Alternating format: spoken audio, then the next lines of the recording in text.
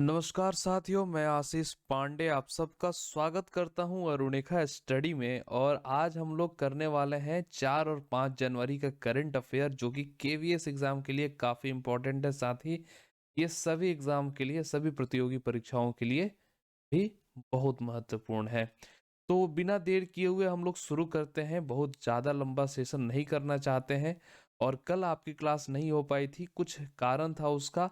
और आज हम लोग ये क्लास कंप्लीट करने वाले हैं, जल्दी करेंगे, जल्दी से शुरू करते हैं। तो पहला क्वेश्चन आपका आपका जो है वो है आपके स्क्रीन के सामने। और क्वेश्चन ये है, विच institution launch which institution launched its medium term strategy framework named उत्कर्ष 2.0? मतलब किस संस्थान ने उत्कर्ष 2.0 नामक अपनी मध्यम अवधि की रणनीति फ्रेमवर्क लॉन्च की है? तो इसका जो सही जवाब है आप लोग जल्दी से बताएंगे कमेंट सेक्शन में। और मैं आपको सामने दिखा रहा हूं कि इसका जो सही जवाब है वो है आरबीआई। आरबीआई इसका सही जवाब है। आरबीआई के गवर्नर जो हैं इस समय वो है शक्तिकांत दास।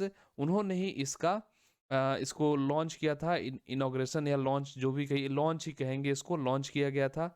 और ये 2023 से लेकर 2025 तक ये चलेगा। ठीक है। वहीं अगर मैं बता दूं आपको, तो इसके पहले जो था उत्कर्ष वन, जो पहला जो फ्रेमवर्क हुआ था, वो था, उसके जो टाइम पीरियड थी वो 2020 से 2022 तक के लिए था। चलिए, तो ये काफ़ी इंपॉर्टेंट आपके सामने एक क्वेश्चन हो गया ये। और आगे बढ़ते हैं हम लोग, इसके नेक्स्ट क्वेश्चन पे चलते हैं। तो अगला क्वेश्चन जो है वो है, Mohammed Irfan Ali who is a recipient of Pravasi Bharatiya Samman award is the president of which country? Mohammed Irfan Ali जो प्रवासी भारतीय सम्मान पुरस्कार के प्राप्तकर्ता हैं, ये किस देश के राष्ट्रपति हैं? तो आपको भी पता होगा, हाल ही में 17 लोगों को ये भारतीय का ये प्रवासी भारतीय सम्मान अवार्ड यानी प्रवासी भारतीय सम्मान पुरस्कार दिया गया है। उनमें से एक थे ये मोहम्मद इरफान अली। ये किस देश के राष्ट्रपति हैं, ये आपको बताना है। और इसका जो सही जवाब है वो है गुयाना। और ये जो है, ये गुयाना के नवे राष्ट्रपति हैं, जिन्हें नवे राष्ट्रपति हैं। और इनको, माफ कीजिएगा, ये 21 लोगों को दिया गया है। मैं 17 बोल गया था, ये 21 लोगों को दिया गया है। और ये 17वीं प्रवासी भारतीय सम्मान अवार्ड था। 17वीं प्रवासी भारतीय सम्मान पुरस्कार था ये। ठीक है। और ये इस कन्वेंशन के चीफ गेस्ट के रूप में भी ये आए थे। और इसका जो ये जो पूरा इवेंट था, ये हुआ था, इंदौर में हुआ था। तो आपको ये तीनों पॉइंट आपको याद रहना चाहिए कि किससे मिला था, ये कहाँ के राष्ट्रपति हैं, कौन से राष्ट्रपति हैं, चीफ गेस्ट कौन था, किस जगह पे हुआ था। ये चीज आपको याद रखना है। साथ ही इससे भी आपको याद रखना है कि ये कौन से नंबरवे का ये अवार्ड शो था, अवार्ड सेरेमनी था। ठीक।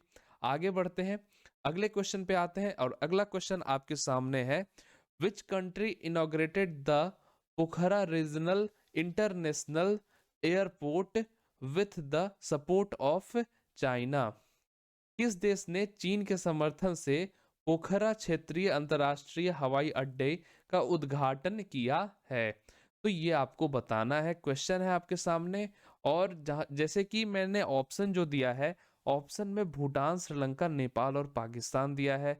और चाइना का सपोर्ट नेपाल में भी जाता है, पाकिस्तान में भी जाता है, श्रीलंका, ये तो आप न्यूज़ में देखते होंगे। भूटान से उसका ज़्यादा कोई संपर्क नहीं रहता है। तो यहाँ पे अगर आप भी सोचे तो सोचेंगे कि पाकिस्तान के साथ ज़्यादा संपर्क होगा, हो सकता है पाकिस्तान इसका जवाब हो। तो ऐसा नहीं है। तो ये जो है, इसका जो सही जवाब है वो है नेपाल। और नेपाल के जो प्रधानमंत्री हैं, पुष्प कमल दहल प्रचंड, इन्होंने इसका इनॉग्रेशन किया है। और ये नेपाल का तीसरा अंतर्राष्ट्रीय हवाई अड्डा है जो कि पोखरा में बना है, चाइना से लोन लेकर। ठीक है। इसके पहले काठमांडू में और सिद्धार्थ नगर में दो इंटरनेशनल एयरपोर्ट था। एक था त्रिभुवन इंटरनेशनल एयरपोर्ट काठमांडू में, और सिद्धार्थ नगर में है गौतम बुद्ध इंटरनेशनल एयरपोर्ट। तो ये पॉइंट काफ़ी इंपॉर्टेंट है आपके लिए। ये डायरेक्ट क्वेश्चन, स्टैटिक का क्वेश्चन ये बन जाता है। साथ ही प्राइम मिनिस्टर कौन है नेपाल के, ये पूछा जा सकता है। ठीक, और ये कहाँ पे बना है, ये भी पूछा जा सकता है, इसका नाम भी पूछा जा सकता है। ठीक है, आगे बढ़ते हैं। अगला जो क्वेश्चन है वो आपके सामने ये है कि भारत का दूसरा सबसे लंबा केबल 8 लेन जुआरी जौहरी ब्रिज किस राज्य में चालू किया गया है। तो ये 8 लेन का है और भारत का दूसरा सबसे लंबा मतलब केबल वाला ये एक ब्रिज है, मतलब ये तार पे टंगी हुई एक ब्रिज है जो कि चालू हुई है, बहुत ही रिसेंटली अभी चालू हुआ है। और ये किस राज्य में हुआ है ये आपसे पूछा गया है। तो ये जो है ये गोवा में अभी चालू हुआ है।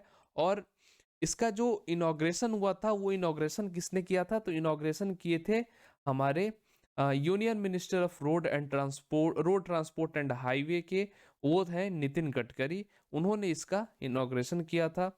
ये फेज 1 है, इसकी लेंथ जो है वो 13 किलोमीटर की है और 8 लेन का है ये। साथ ही अगर इसके साथ गोवा के बारे में जाने तो गोवा के जो चीफ मिनिस्टर हैं वो हैं प्रमोद सावंत, और जो गवर्नर है वो है PS श्रीधरन पिल्लई। ठीक, तो इतना इंफॉर्मेशन आपको साथ में इस क्वेश्चन के साथ साथ इतनी इंफॉर्मेशन भी आपके पास होनी चाहिए।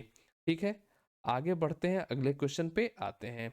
अगला क्वेश्चन है, captain Shiva Chauhan creates history becomes first woman officer to be operationally deployed at which glacier। मतलब कैप्टन शिवा चौहान ने इतिहास रचा है और ये किस ग्लेशियर पर ऑपरेशनली तैनात होने वाली पहली महिला अधिकारी बनी है। तो ये आप लोग भी देखे होंगे सोशल मीडिया पे भी काफी ये छाई हुई है, काफी इनका नाम दिख रहा होगा, इंस्टाग्राम वगैरह हर जगह इनका नाम दिख रहा है। तो ये भारत के सियाचिन ग्लेशियर, वहीं पे इनका पोस्टिंग हुआ है, वहीं पे इनको अधिकारी, पहली महिला अधिकारी बनाया गया है, जो कि भारत का सबसे ऊंचा, भारत का ही नहीं विश्व का सबसे ऊंचा बैटलफील्ड है जो कि लद्दाख में है। ठीक है, और ये किस ग्रुप के ऑफिसर हैं वो भी बताया गया है, फायर एंड फ्यूरी कॉर्प्स की ऑफिसर हैं ये। ठीक है, तो ये कुमार पोस्ट जो सियाचिन ग्लेशियर में है वहां इनकी पोस्टिंग हुई है। चलिए आगे बढ़ते हैं और अगला जो क्वेश्चन है वो है, election commission launched mission 929 has been launched. अच्छा, ये एक क्वेश्चन आपके सामने ये है, थोड़ा सा टाइपिंग यहाँ पे मिस्टेक हुआ है। क्वेश्चन ये है कि चुनाव आयोग ने मिशन 292 लॉन्च किया है, ये किस राज्य में लॉन्च हुआ है, ये आपसे क्वेश्चन पूछा गया है। तो इसका जो सही जवाब है वो आप बताएंगे। ऑप्शंस आपके सामने है, नागालैंड, त्रिपुरा, असम एंड मणिपुर। तो इसका जो सही जवाब है वो है त्रिपुरा। ठीक है, तो त्रिपुरा में क्या है कि त्रिपुरा में अभी तक जो वोटिंग परसेंटेज थी वो बहुत कम थी। तो इस वजह से इलेक्शन कमीशन ने ये फोकस किया है, टारगेट ये सेट किया है कि 92% इस बार हम इलेक्शन वहां पे ले लेंगे। इलेक्शन का जो पोलिंग होती है वो हम लोग 92% रखेंगे इस बार, ये टारगेट करके वो लोग चले हुए हैं। और आपको भी पता है कि त्रिपुरा में 929 पोलिंग बूथ्स है, तो उनपे इसीलिए उन्हीं से ये मिशन 929 ये बनाया गया है। और इसके साथ मैं कुछ स्टैटिक अगर जानकारी आपको दे दूं, तो जो इलेक्शन कमीशन है इसका निर्माण हुआ था 25 जनवरी 1950 में। और इसके जो चीफ हैं, इलेक्शन कमीशन के जो चीफ हैं, यानी chief of election commission of India जिसको बोला जाता है, वो है राजीव कुमार। साथ ही एक चीज और बता दूं कि इनका अगर कोई भी चीफ बनते हैं इलेक्शन कमीशन के, तो उनका टर्म पीरियड जो होता है वो 6 साल का होता है। अगर वो 6 साल पूरा ना हुआ हो और वो 65 की आयु के हो गए होंगे, 65 वर्ष की आयु के हो गए हों, तो उनकी रिटायरमेंट हो जाती है। ठीक, तो या तो आपके 65 साल उम्र हो जानी चाहिए या आपका 6 साल पूरा 6 साल आपका पीरियड कंप्लीट हो जाना चाहिए, तब आपकी वहां से तब वहां पे नए चीफ की बहाली हो जाती है। साथ ही इसके साथ एक सैलरी की बात कर दे अगर हम, कि उनकी सैलरी क्या होती है, तो उनको जो सैलरी मिलता है वो 2.5 लाख पर मंथ, यानी 2,50,000 रुपए उन्हें सैलरी मिलता है पर मंथ। चलिए इसी के साथ आगे बढ़ते हैं और अगले क्वेश्चन पे आते हैं। अगला क्वेश्चन आपके सामने है, which country has become the first country in Asia to launch hydrogen powered train.